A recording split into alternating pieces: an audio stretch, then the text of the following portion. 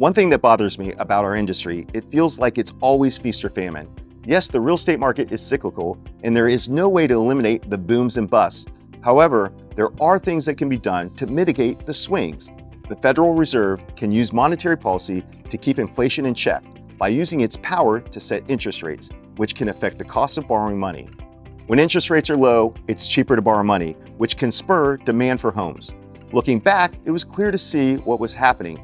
When money is basically free for too long, you have record low mortgage interest rates, spurring refinancing booms, and an all-out crazy real estate market with astounding bidding wars and the fastest incline in home value history. So how did we get here? At the onset of COVID, the Fed rate went from a little over 1.5% to near zero in a matter of months. It totally makes sense given the fact we were experiencing a worldwide pandemic. But here's where it gets interesting. A year into COVID, around March 2021, inflation jumped from 1.7% to 2.6% and then up to 4.2% the following month.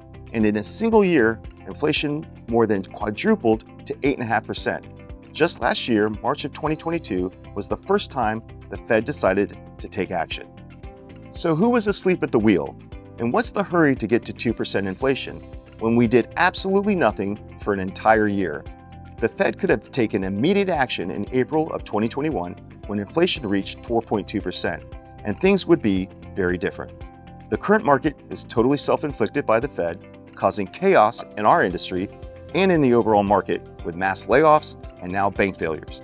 This isn't a game. These are people's livelihoods. Why can't we have a more steady economy?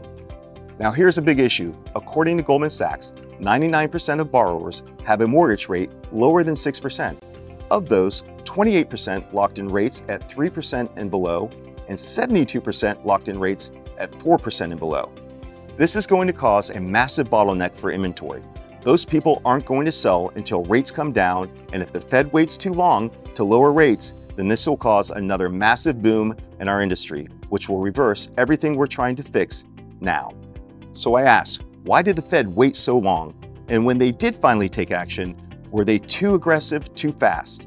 One thing is for certain, it appears that we will continue to ride our roller coaster in the real estate industry, where the highs are high and the lows are low.